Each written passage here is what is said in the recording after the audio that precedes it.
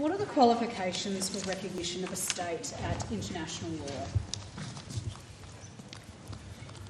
Recognition of a state is primarily a political decision. At international law, it's a political decision to recognise a state. There must be some sort of legal definition that we use to determine whether something is a state. There are some, traditional criteria that are relevant, but the ultimate decision of whether to recognise is a political one. What are the traditional criteria? They are a permanent population, a defined territory, a government, and the capacity to enter into relations with other states. So my understanding is those are the criteria set out under the Montevideo Convention, is that correct? Correct. So they're not traditional criteria, they're something that's set out under a convention. But a decision whether to recognise is a political decision. Does Palestine have agreed borders which define its territory? I think I can't give legal advice on the application of those criteria to the committee. I think I would point the committee to... It's a physical question, not a legal question. Does Palestine have agreed borders which define its territory? I would refer that to DFAT. Really? Yes. Does Palestine have a single government in effective control of its territory? Senator, I think this is in fact legal advice because it's the application of criteria, so it would be giving you advice on legal considerations.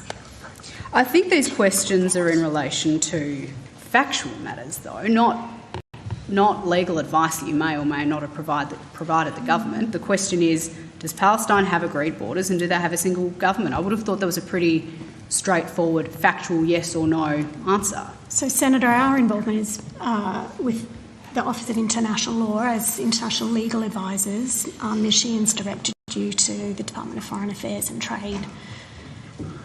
Okay. Did the Office of International Law give advice to the government on whether Australia's recognition of a Palestinian state was legitimate? We have given advice to government on the issue of recognition. When was that advice provided, Ms. Sheehan? We need to take that on notice, I think, because... Yeah, I think we might need to take on notice the precise dates. There would have been probably multiple occasions on which we provided advice. Multiple occasions on which you provided advice? Yes. Over the scope of many years. Many years. How many years, Ms Jones? I think in my time in the department, this issue has come up numerous times, probably over the last 15 years. Over the last 15 years. But look, that's actually, I should be careful.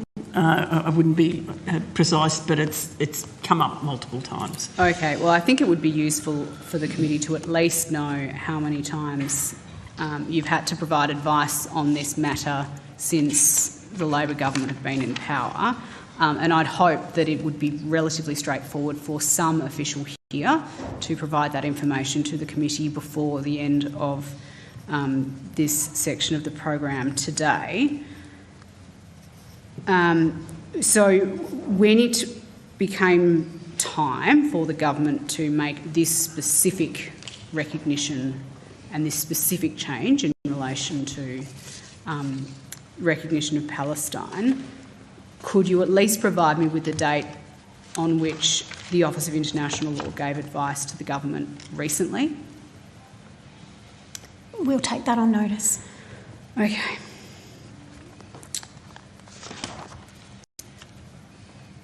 What's the capital of Palestine?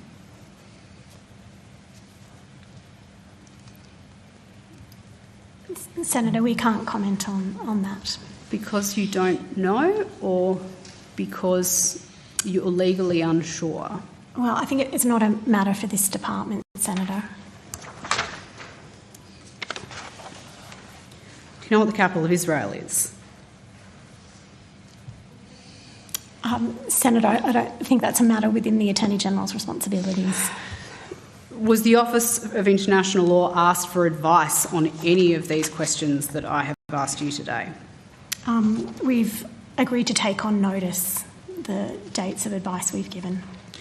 Was the Office of International Law ever asked to provide advice on whether a state can be recognised on a conditional basis? Senator, I think that's starting to get into the content of advice that we wouldn't comment on. Okay, generally speaking, can recognition of a state ever be conditional? Senator, that would constitute legal advice. I'm trying to figure out if I can phrase that in a way where it wouldn't constitute legal advice. I mean, going back to the evidence that you provided that apparently recognition of a state is a political question, but there is a legal framework under the Montevideo Convention that we utilise to make that determination. Does the Montevideo Convention allow for conditional recognition of a state? I think that would be providing legal advice to the committee. Okay. On the 11th of August, when the Prime Minister announced that Australia would recognise Palestine, he outlined a series of commitments which Australia had obtained in the course of the government's decision to recognise Palestine. The Prime Minister said, "Our government has made it clear that there can be no role for the terrorists of Hamas in any future Palestinian state. This is one of the commitments Australia has sought and received from President Abbas and the Palestinian Authority. The PA has reaffirmed it recognises Israel's right to exist in peace and security. It's committed to demilitarise and to hold general elections. It is pledged to abolish the system of payments to the families of prisoners and martyrs and promise broader reform of governance, financial transparency in the education system, including international oversight to guard against the incitement of violence and hatred. These detailed and significant commitments have been given even greater weight by the Arab League's unprecedented demand for Hamas to end its rule in Gaza and surrender its weapons to the Palestinian authorities. But those commitments have no bearing on whether Palestine is recognised as a state legally. Would that be correct?" I think the government's decision was to recognise the state of Palestine, and it's now done so. Yes, but the Prime Minister outlined a series of conditions that he, or commitments that he had sought and seemingly obtained. But the reality is, when it comes to that legal recognition, there's no way of guaranteeing that those commitments would be seen through. I think what my understanding of what the Prime Minister was setting out was what considerations the government was taking into account in its decision, which it's now taken to recognise. But when we're trying to, when the government is going through the process of recognising that state, I mean, those commitments are all sort of future-looking things. There's no legal way of guaranteeing that those things have to occur before recognition can take place. Is that correct? I think I would just repeat my earlier answer that there were political considerations, and it's ultimately a political decision to decide to recognise. The Prime Minister obviously said in that quote that I just read out that Hamas can play no role in the future of a Palestinian state. If in due course Palestine holds elections and Hamas is elected, can we revoke recognition of Palestinian statehood legally? I think that would amount to providing legal advice to the committee. You can't tell us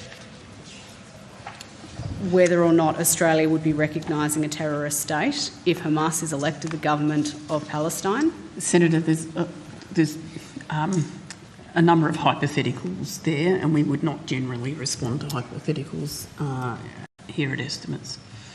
Can the department confirm that the recognition of Palestine as a state is a legal question that is not tied to the conflict between Israel and Hamas?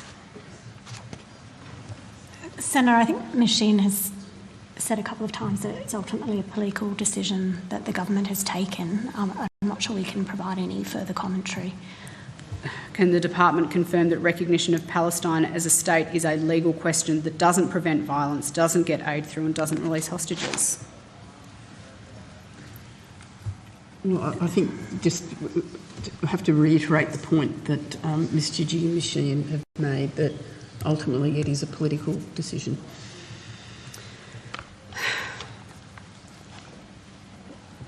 Fair to say that's a pretty frustrating series of responses from the officials today. I mean, Minister, the truth is that this decision to recognise Palestine wasn't about achieving peace in the Middle East. It wasn't about the situation on the ground. It was around, frankly, satisfying your party's membership base, which I know feel very strongly about this issue. Isn't that right? I would completely disagree with you, Senator. And I think it was about peace and trying to bring a peaceful resolution to the Middle East. For the whole of my life, there's been conflict in the Middle East, and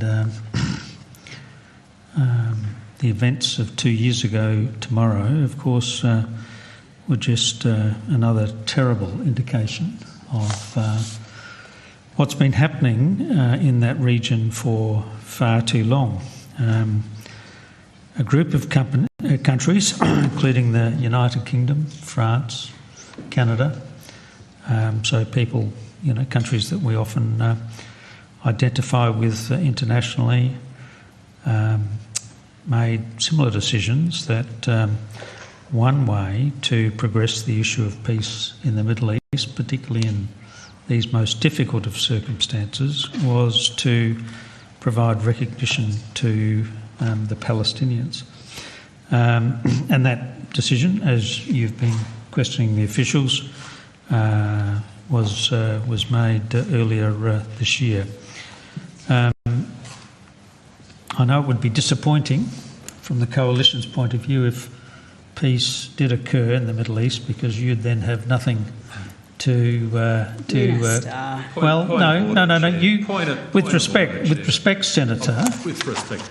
Yeah, well, with respect, I was answering the question, and you made allegations that this whole issue is about domestic Australian internal Labor Party politics. This is not about any of those things. This is about trying to provide a peaceful settlement, which certainly this government wants to see in the Middle East. Nobody wants to see the fighting continue. Of course. Nobody, more than the Labor Party, would like to see an end to the conflict in that region, and that includes the Prime Minister and the Foreign Minister. So to the extent that, as a government, we can influence international events, then we want to stake our claim to a peaceful resolution of this issue. And if, as reports are already suggesting, that there may be a peace deal in the next few days, nothing would give the Labor Party, nothing would give the Prime Minister, nothing would give me greater satisfaction to know that something that an Australian government had done had contributed to the peaceful outcome in the Middle East. Minister. Well, I know. I would say the same thing about the Greens. Once there's peace in the Middle East, once peace is achieved in the Middle East, of course, you have nothing further to contribute to this debate. Both the Greens and the Coalition are in the same position. The Labor Party wants to see a peaceful resolution. The Labor Party wants to see the Labor Party wants to see a peaceful resolution. Senators, can I just give us a bit of a reset? To the issues. Sorry, Minister, can I get you to pause for a second? Senators, can we just take a breath? I want to allow Senator Chandler to finish her final couple of questions, and I will encourage senators not to interject, please. Senator Chandler. Thank you very much, Chair. The problem I have with what we've discussed here this afternoon is that the evidence of the department was that it was a political decision to recognise Palestinian statehood, but then a series of questions around what conditions may or may not have to have been satisfied to agree on statehood were effectively legal advice. So I'm just trying to understand how the decision to recognise statehood was made in terms of whether the government sought advice from you to say, legally, can we do this? And you said, legally, yes, we can, or you said, legally, yes, we can't, or you said, legally, things have changed at this point in time. But I don't think we can say that it's a purely political decision and then for the department to say, but we provide legal advice on that because, you can't have both in an effect.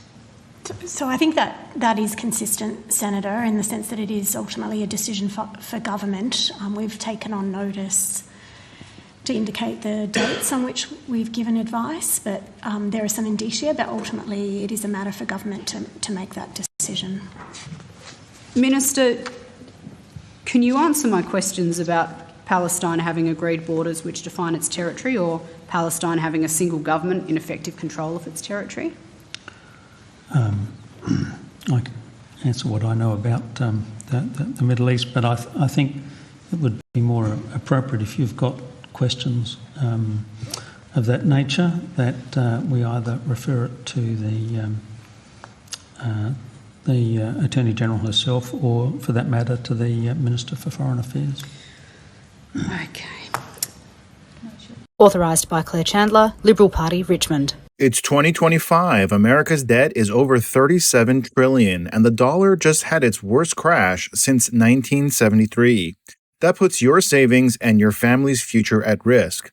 That's why we trust Alpha Omega Gold, a company that stands unapologetically with Israel and supports Stand Tall Israel.